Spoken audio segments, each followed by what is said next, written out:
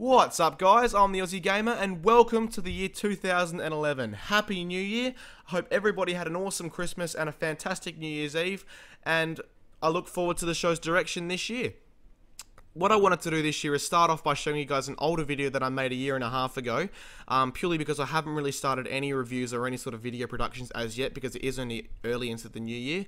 So to tide you guys over, I thought I'd show you guys an older video that happens to be a personal favourite of mine. This video was uploaded on my old channel, The Angry Aussie Show, which no longer exists. And it's a top 10 list. So some of you may have seen it, others may I'm sure a lot of you haven't seen it yet. But that being said, I'm going to show it to you now. I have edited it a little bit to make it a bit more enjoyable, and shorten it a little bit because it was quite a long video. I had to actually separate it into two parts because back then YouTube were only allowing a 10-minute limit. Now they're allowing a bit more generous limit. So that being said, I hope you guys enjoy the video, and I look forward to bringing you guys fun, exciting, interesting, immersive videos in the year 2011. Thanks, guys. Enjoy!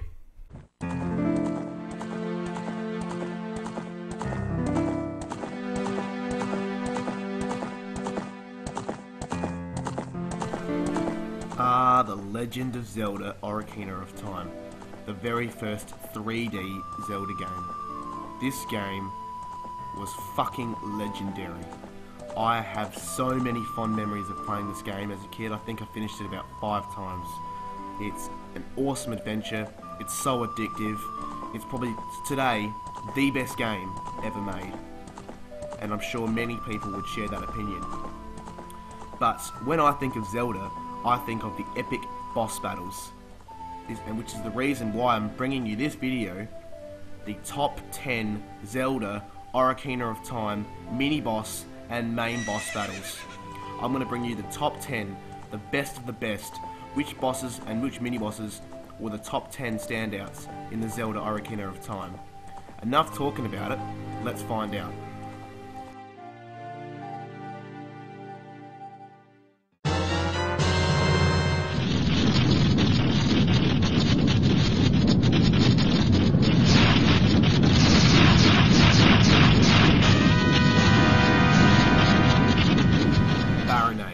What is cooler than fighting a giant jellyfish-wielding infection in the middle of a fucking giant fish's belly? Well, obviously the other 9 things I'm going to mention in this countdown. But still, fucking Baronade uses electrified jellyfish, beams, fucking swirls around. He uses everything as an exposure to try and take you down, and that is why he is the number 10 in our list.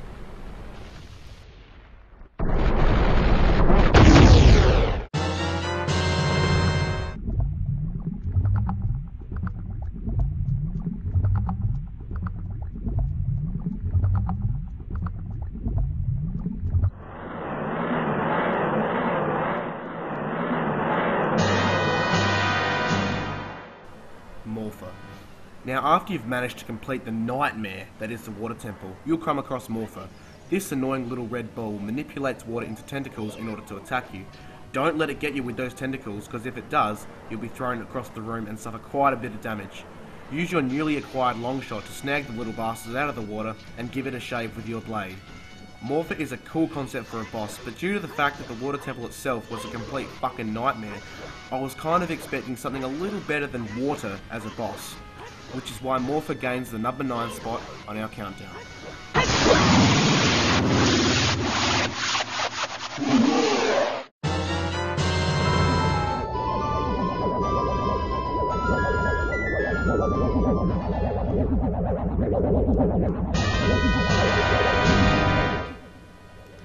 Twin Rover. Now, I've seen videos on YouTube that say Twin Rover is one of the most stupid bosses in the entire game. I have to say that I disagree. Albeit the humour is unnecessary amongst the two witches, the actual battle itself is quite good. Using your mirror shield, you deflect each spells the witch fire at you back at them. However, you deflect the ice spells at the fire witch and the fire spells at the ice witch. After doing this for some time, the two witches merge into one witch. To me, this is where the fight gets easier, because you only have to focus on one enemy rather than two, which is fucking annoying. And therefore, you are able to utilise your Z targeting better. From here, you simply deflect the spells once again into the witch and then slash her with your master sword until she dies. Although the battle is fun, Twin Rover's first form is annoying as hell, as you are fighting two separate enemies that won't stay fucking still. They are rarely in the same screen as one another, which makes them hard to keep track of, let alone defeat. This is why Twin Rover casts itself into the number 8 position on our list.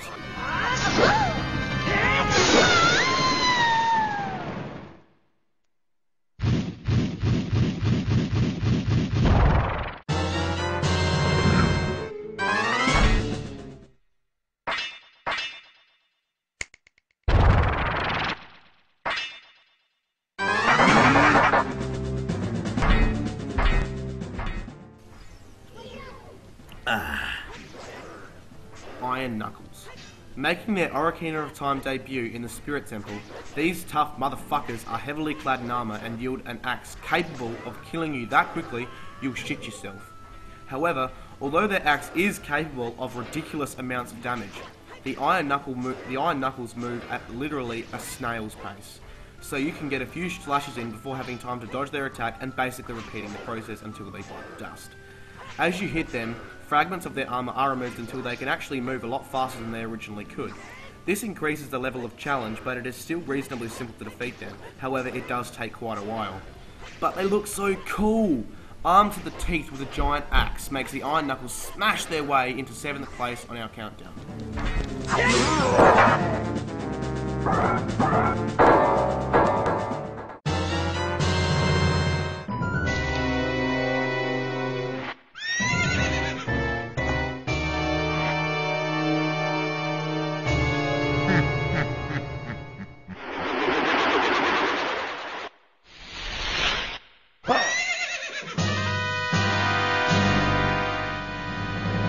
Phantom Ganon.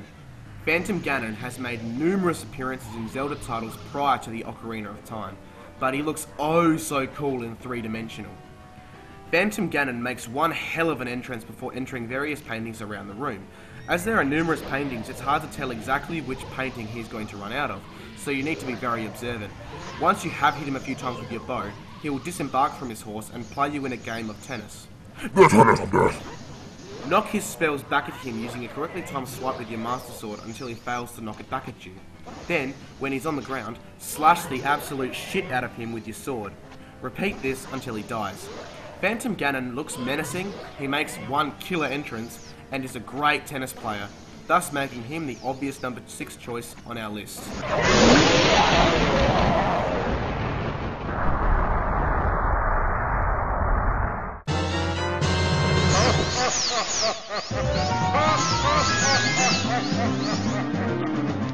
Ganondorf. Okay, so this guy's obviously the antagonist of the entire game. Now this fight is basically the same as Phantom Ganon from the Forest Temple. You simply play him in a game of tennis.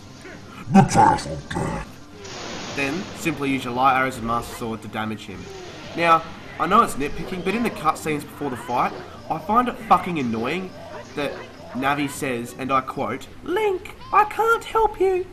Because of the waves of darkness, I can't get close." Like I give a shit. What the fuck have you ever done for me in a fight? You don't need her at all. So what's with the fucking apology? Now, of course, Ganondorf is a lot harder to beat than Phantom Ganon, and so he should be. He's one of the final bosses of the game. But the player gets a sense of deja vu, as he has already done this before, which prevents Ganondorf from scoring any higher than the number 5 position on our countdown.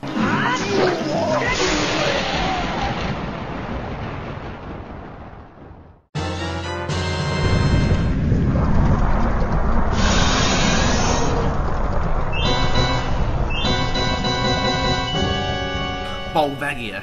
This fire-breathing dragon is the boss of the Fire Temple. Go figure why. Now, it was clear that they were going to incorporate a dragon boss fight somewhere in the game. It was simply a matter of where, and what better choice than the Fire Temple. Now, in this fight, you're going to need your Megaton Hammer to smash the shit out of him and then slash him with your Master Sword.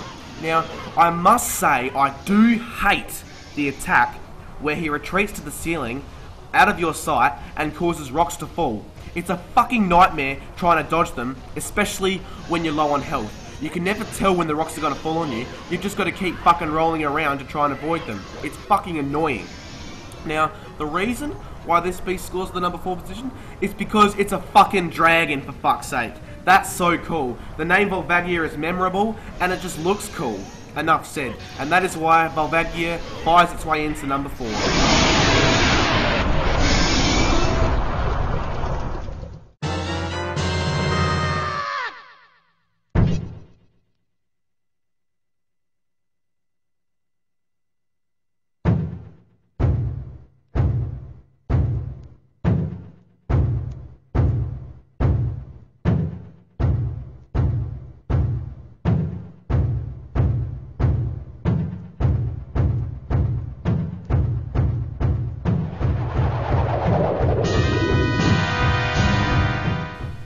Bongo Bongo.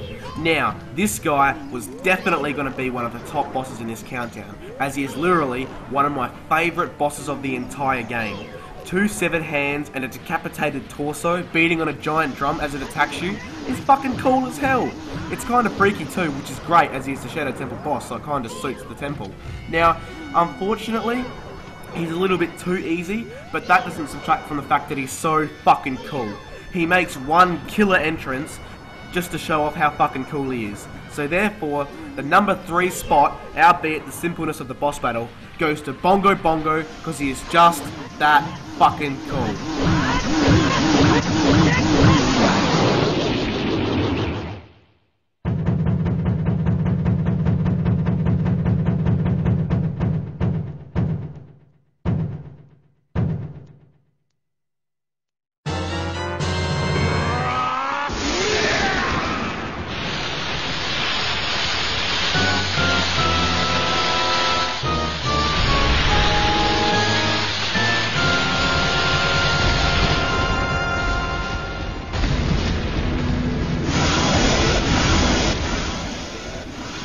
Ganon is obviously the final boss in the game, and make no mistake about it, he most certainly deserves to be there.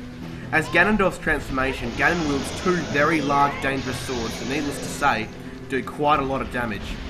What makes him more of a challenge is he knocks your Master Sword out of your hands at the beginning of the fight, and you have to use either your Megaton Hammer or Big Goron Sword if you actually bother to get it. Now, again, Navi makes a lousy attempt to pump you up by saying, "There's no way he's gonna hold me back this time. This time we fight together!"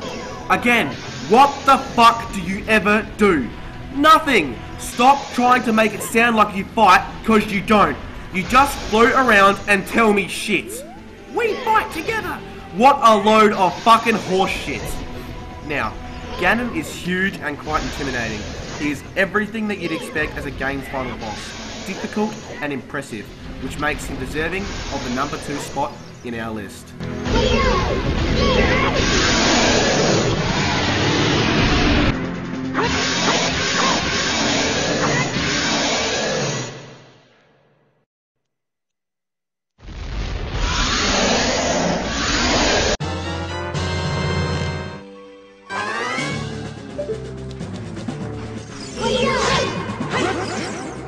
Dark Link.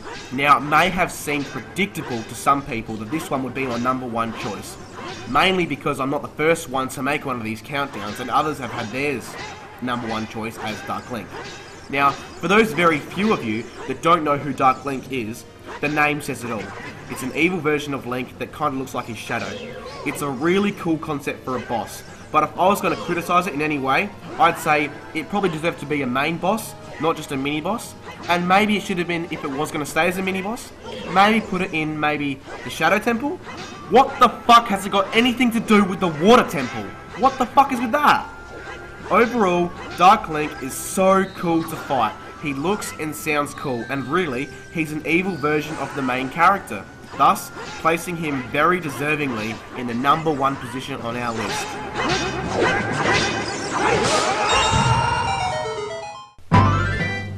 So there you have it, ladies and gentlemen, that's it. Finale, finished, ended. The top 10 mini-boss and main boss battles of Zelda the Ocarina of Time. 10-1. Now, I know a lot of you may not necessarily agree with that list, or you may have redone it in a different way, maybe a different order, but that's just your opinion. And like I said, need to remind you, this is just my opinion. So, thanks for watching, guys. Subscribe if you'd like to see more videos, more reviews are most certainly coming your way.